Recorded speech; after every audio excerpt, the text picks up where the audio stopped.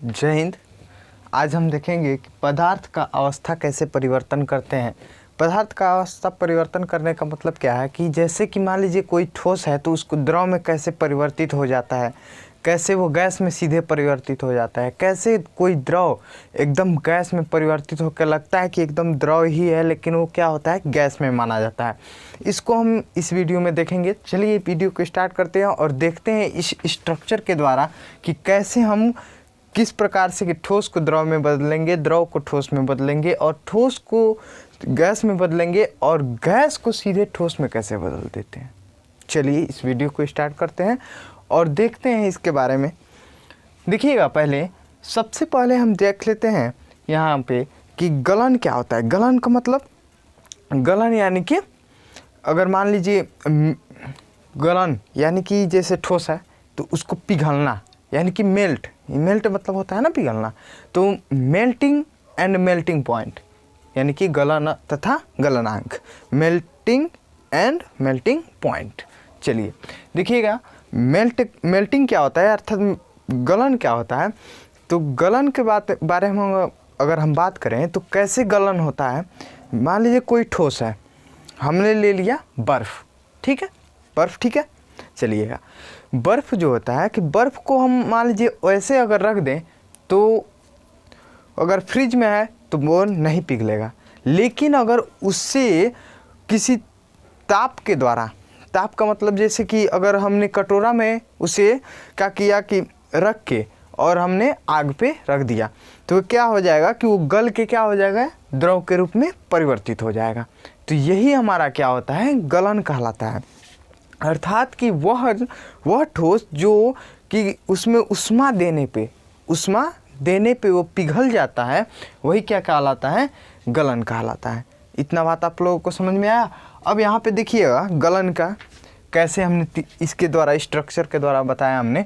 जैसे मान लीजिए हमने क्या कहा था कि ठोस को हम किस में बदल दे रहे हैं, तो यानी कि ठोस को द्रव में बदलना ही क्या कहलाता है, हमारा गलन। ये तीरा इस तरफ है ना, तो इसका मतलब ये हुआ कि ठोस को हमने द्रव में बदला है।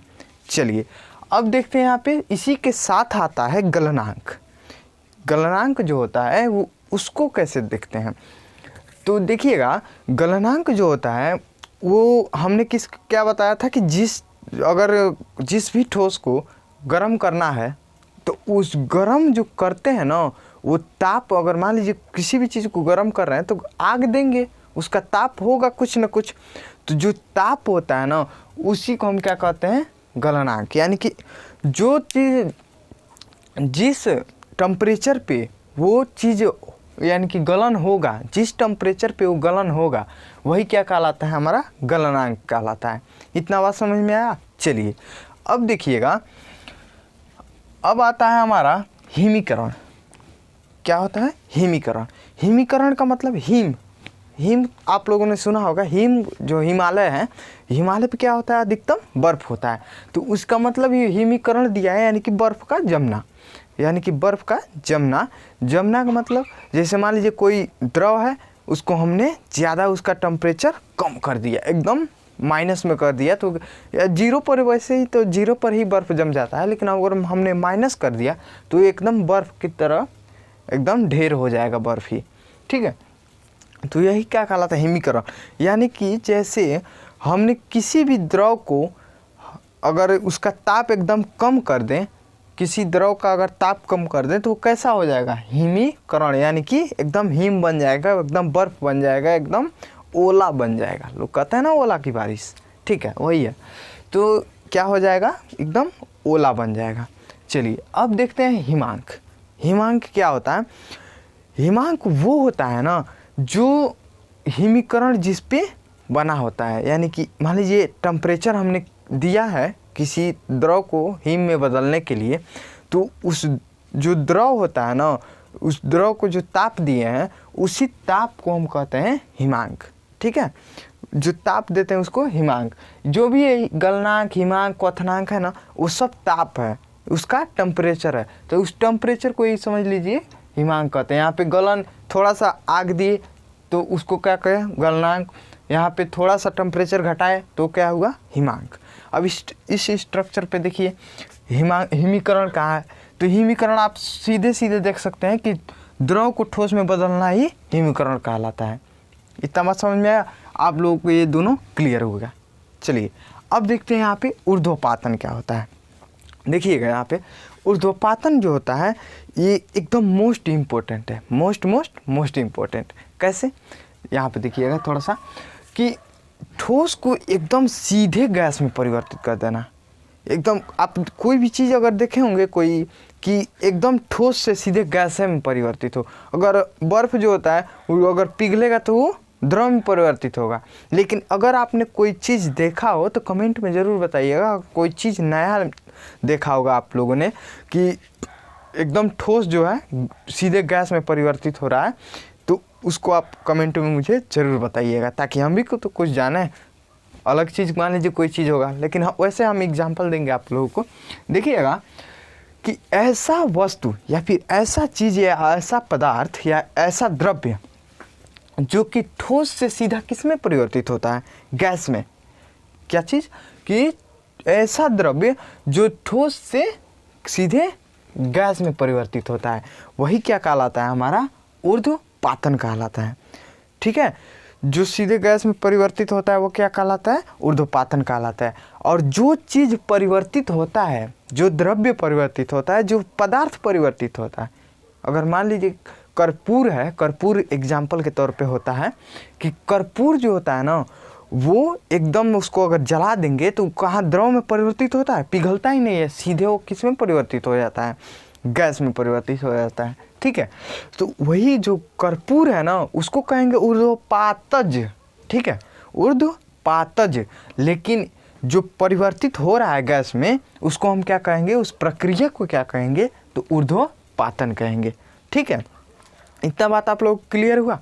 चलिए अब देखिएगा यहीं पे एक और चीज़ है कि जो चीज़ अगर गैस से ठोस में परिवर्तित हो रहा है, जो गैस से ठोस में परिवर्तित होगा उसको हम क्या कहेंगे? दृढ़ीकरण। ठीक है, और ऊर्ध्वपातन का एक और एग्जांपल हम आप लोगों को बता दें कि अमोनियम क्लोराइड भी होता है जो कि सीधे गैस में परिवर्तित होता है, ठोस से गैस में परिवर्तित हो जाता है। चलिए अब देखते हैं यहाँ पे क्वथन तथा क्वथनांक की क्या होता है। क्वथन तथा क्वथनांक यानी कि अगर हम मान लीजिए कोई वस्तु है, क्या है? कोई ऑब्जेक्ट है, वस्तु है या फिर थिंग्स है, जिसको हमने गर्म किया। द्रव ही ले लीजिए, पानी ले लीजिए, कोई भी पानी अगर ले लीजिए, अगर हम उसको कम टेम्परेचर पे गर्म करेंगे तो उसमें जो होता है उबाल नहीं आएगा। कम टेम्परेचर पे गर्म करेंगे तो उबाल बहुत कम आएगा। लेकिन अगर उसका हम एकदम डिग्री हाई कर दें, यानी कि 100 डिग्री अगर हम कर देते हैं, 100 डिग्री पे जो होता है कि हमारा द्रव जो होता है वो एकदम उबलने लगता है या फिर उस पर बुलबुला नहीं उठता है। वही क्या होता है कि 100 डिग्री पे हमारा जो द्रव है वो बुलबुला उठने लगता है। तो जब बुलबुला उठने लगेगा ना 100 डिग्री सेल्सियस पे, तो वही क्या कहलाता है? हमारा क्वथन कहलाता है। यानी कि जब किसी द्रव को हम एकदम टेम्परेचर हाई कर देंगे, एकदम हाई कर देंगे, तो उसका जो क्या होता है कि उसमें उस द्रव में बुलबुला उठने लगेगा। तो बुलबुला जब उठने लगेगा तो उसी को हम क्या कहेंगे? क्वथन कहेंगे। अर्थात कि क्या कहेंगे? बॉइलिंग। ठीक है, बॉइलिंग। बॉयल नहीं कहते हैं कि बॉयल, वही बॉइलिंग। ठीक है, अगर अब बॉइलिंग पॉइंट देख लेते हैं, यानी कि क्वथनांक देख लेते हैं। तो क्वथनांक की क्या होता है कि जिस ताप को हमने दिया था, यानी कि 100 डिग्री ताप दिया था ना, तो 100 डिग्री ताप ही हमारा क्या कहलाएगा? क्वथनांक कहलाएगा। यानी कि जिस पर ये प्रक्रिया होती है, यानी कि जिस ताप पे प्रक्रिया होती है वही क्या कहलाता है? हमारा क्वथनांक कहलाता है। ठीक है, इतना बात आप लोग क्लियर हुआ? अब यहाँ पे देख लीजिएगा, थोड़ा सा इस स्ट्रक्चर की ओर आते हैं। यहाँ पे देखिएगा दिया है कि द्रव को अगर हम सीधे गैस में परिवर्तित कर रहे हैं तो ये क्या हो जा रहा है? हमारा वाष्प बन जा रहा है, यानी कि वाष्पीकरण हो जा रहा है। कैसे? अगर मान लीजिए कोई एक चीज़ आपने हमेशा देखा होगा कि आप लोग कहते हैं कि बरसात के दिन में कि बादल जा रहा है पानी लाने जा रहा है, तो वो क्या सचमुच पानी लाता है? जी हाँ, ये बात सच है कि वो सचमुच पानी लाता है।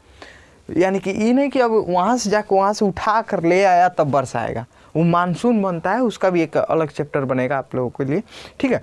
तो वो मानसून बनता है, मानसून उठ करके हमारे पूरे विश्व में बरसता है, ठीक है।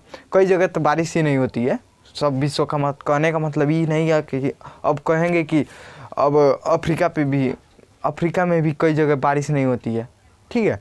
तो वहाँ पे नहीं होता है, तो वहाँ पे की बात छोड़िए।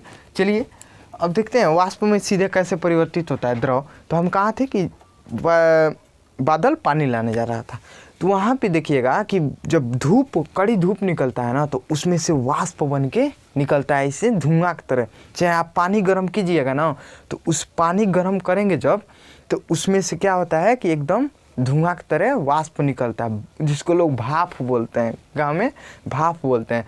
तो वही क्या कहलाता है, वाष्प जो होता है वो सीधे द्रव से गैस में परिवर्तित हो गया। यानी कि अब वो द्रव था पहले, ठीक है, वो द्रव था, अब किस में परिवर्तित हो गया, गैस में। यानी कि वो एक तरह से क्या बन गया, वो भाप बन गया, ठीक है।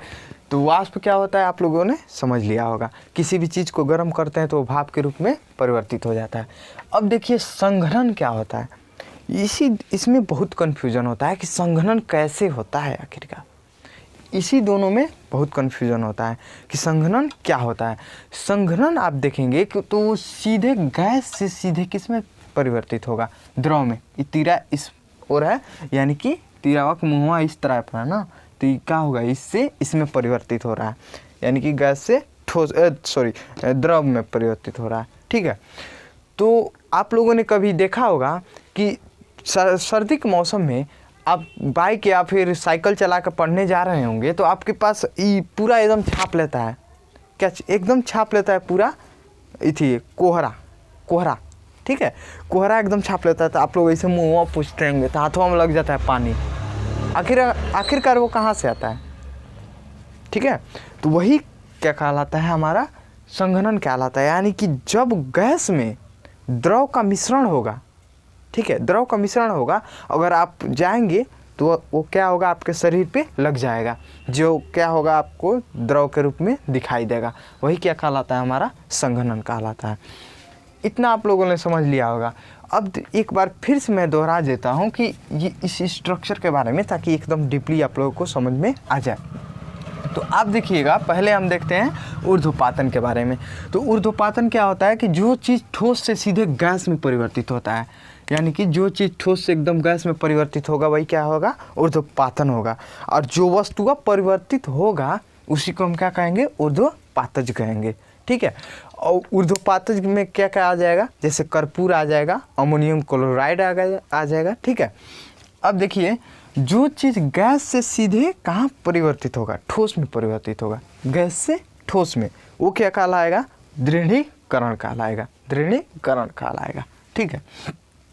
अब देखिएगा यहाँ पे ठोस से सीधे द्रव में परिवर्तित होने की क्रिया क्या कहलाती है, गलन कहलाती है। यानी कि जो चीज़ गल जाए, गला दीजिए, वो क्या हो गया, द्रव हो गया, यानी कि वो गलन कहला जाएगा, ठीक है। आगी से गला दीजिए, एकदम उसको क्या कीजिए, एकदम गला के बहवा दीजिए, लोहा को गला के बहवा दीजिए, प्लाज्मा हो जाएगा, ठीक है। तो क्या इतना बात समझ में आया। चलिए अब देखिए, द्रव से ठोस में परिवर्तित होना, जैसे द्रव हम फ्रिज में रखते हैं ना, तो किस में परिवर्तित हो जाता है, ठोस में परिवर्तित हो जाता है, बर्फे का गोला, बर्फे का पानी एक गाना निकला था कि बर्फे का पानी हम रगड़त पानी, वो गाना बहुत खतरनाक था, क्या बताएं। चलिए वहाँ पे ध्यान देने की ज़रूरत नहीं है। यहाँ पे देखिएगा, द्रव से सीधे ठोस में बदलना ही क्या कहलाता है, हमारा हिमीकरण कहलाता है।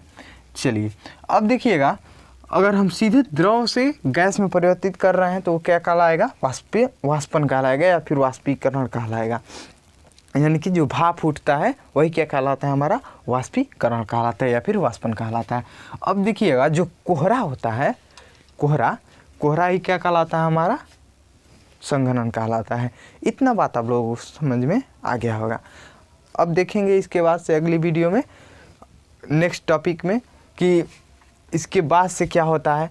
इसके बाद मैटर जो होता है कि वर्तमान में, हमने इसके पिछले वीडियो में पढ़ लिया था कि द्रव्य जो होता है वो एकदम मात्र 5 प्रकार का होता है, ठोस, द्रव, गैस, और उसके बाद से एक ठो BEC था, उसके बाद से प्लाज्मा था। लेकिन इस समय वर्तमान में कितना हो गया है, वर्तमान में उसको दुइये प्रकार के माना गया है। उसको भी हम अगली वीडियो में पढ़ेंगे।